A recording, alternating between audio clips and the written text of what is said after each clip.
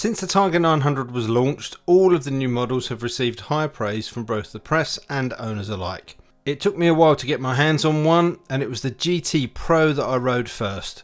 I'll add a link to my review of that bike in the end credits. Recently I've had the opportunity to spend some time on the more off-road focused Rally Pro. Sadly, my time on it was slightly hampered by the coronavirus lockdown, but I was still able to get enough mileage under my belt to bring you the key points after living with the bike for a short while. As a former Tiger 800 XCA owner, I couldn't help but make some comparisons, but that may be useful to some of you. So let's start with that comparison question, as it gets asked quite a lot. Is it much better than the 800, and how does it compare? I do cover a lot of the general points in the GT Pro video, including the change to the engine and firing order, but let's take a specific look at this model. There are obvious changes for the better. The bolt-on rear subframe and foot peg hangers are one. The front indicators have also been moved up and out of the way. The previous ones were prone to breaking off on just a stationary topple over, so these are in a much better position.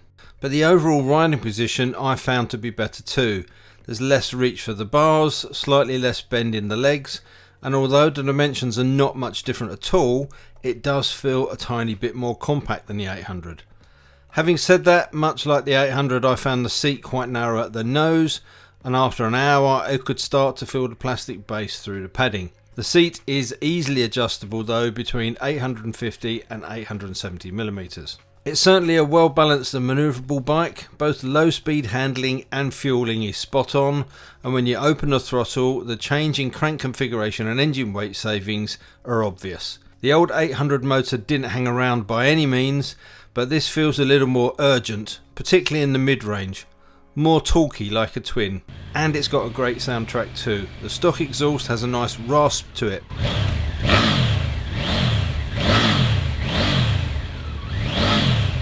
And it does retain that lovely distinctive triple whine, particularly when you get to the upper end of the rev range.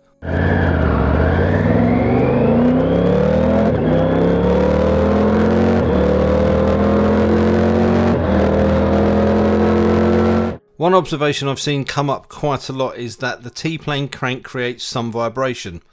And that's true, it does. But this observation is often made in comparison to the previous model, which was famously very smooth. I honestly don't see this vibration as particularly negative. It didn't bug me or give me any numbness in my hands or fingers. It's more of a thrum than an annoying buzz, and it actually gives the bike a bit of character. Maybe I'm not as sensitive to it as others, but I do ride a KTM, so hey. I was asked if the engine kicked out much heat, and I can't say that I noticed that it did, but then I have been riding in the winter. One thing that is great whilst on the subject of heat are the heated grips and seat. They've come in very handy. In fact, when you look at the spec, the Rally Pro is right up there with all the bells and whistles. It comes with a centre stand, a sump guard, engine protection bars, although this one has the optional upper bars too, up and down quick shifter, tyre pressure monitoring system, LED fog lamps, and 6 riding modes in total. This is on top of the already generous spec of the Rally model. There's adjustable shower suspension, although you don't get the electronically adjustable rear shock that the GT Pro has. You have to adjust this by hand. Disgraceful triumph. I found the ride to be plush but responsive, not too much dive under heavy braking either, and wow, those brakes are good. One negative I had about my XCA was that the front brakes lacked bite and power, not so on the Rally Pro, which is a distinct upgrade. The handling felt assured and confidence inspiring to be able to push on, despite the tyres this bike was fitted with, but more on that later. The Rally Pro has the same 7-inch TFT screen as the GT Pro, and again I've covered a lot of that in the other review, so I won't go over it in great detail. Suffice to say that it is a very good screen. Its finish makes it really easy to read in all light conditions with no glare and very little reflection. It's not short of information by any sense, and the MyTriumph connectivity is very well done, and the app is free. I can't help thinking that they didn't make as much use of the screen real estate as they could. In some modes there is a lot of space taken up with nice colourful rev display lines. Very pretty, but pretty useless. I'm no Luddite who lusts after an analog display, but a digital version with an animated needle might have been nice, as would the option for a half-screen map when using the navigation. Although having said that, the turn-by-turn display is very easy to follow. Given that this is the most off-road focused model in the range, I was looking forward to taking it down some dirt, or given the weather we've had for the last few months, more like mud. But this press bike was obviously set up for more tarmac work.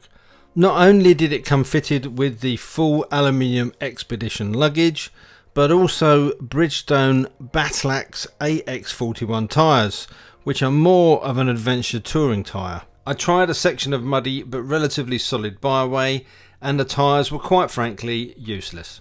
They might work on dry, dusty or gravel roads, but mud is a no-no. I also didn't have a lot of confidence in them on wet tarmac either, to be honest. Not a big fan. Subsequently, I can't really offer much insight into the off-road performance, but it is obviously there if you watch any of the Triumph promotional footage. I know these are a very popular bike at the Triumph Adventure Centre, and the reality is that they are more capable than many of the people that will buy them and ride them, myself included.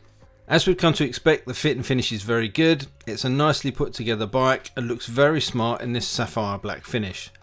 The spoked tubeless wheels are light and the outer lace spokes look pretty neat too. Overall as a package, it's a very well sorted motorbike. It's quick, frugal, well spec'd and handles great.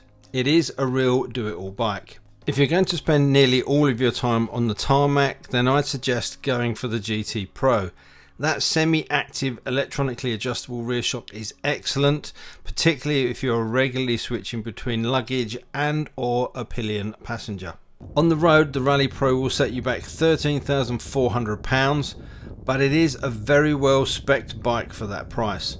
And I'm finding it hard to think of anything you would need to add other than cosmetic changes that you might want on a personal level. So, is it better than the 800 XEA? Yes, it is. But before people get on my case, that doesn't mean the 800 is a bad bike, not in any way. But the 900 is a progression for the Tiger range. It's got a little more lower and mid-range punch to go with the big top end you'd expect from a triple. It's finally caught up as well with its competition in terms of bolt-on rear subframe and peg hangers, and everything else does exactly what it should do, and it does it well. I'm not surprised that it's won such plaudits from journalists around the world. Triumph fans are going to love it obviously, and if you're not a brand fanboy, it's a bike that stacks up very, very well against its competition. If you get a chance to ride one, give it a go. I hope this video has been interesting. I've tried to keep it as short and concise as I can. If you're new to the channel and would like to keep up with both motorcycle and gear reviews, then I'd really appreciate you hitting the subscribe button and the notification bell. If you've got any questions, drop them in the comment section down below, and until next time, thanks for watching, take care, ride safe, and I'll see you soon. Bye.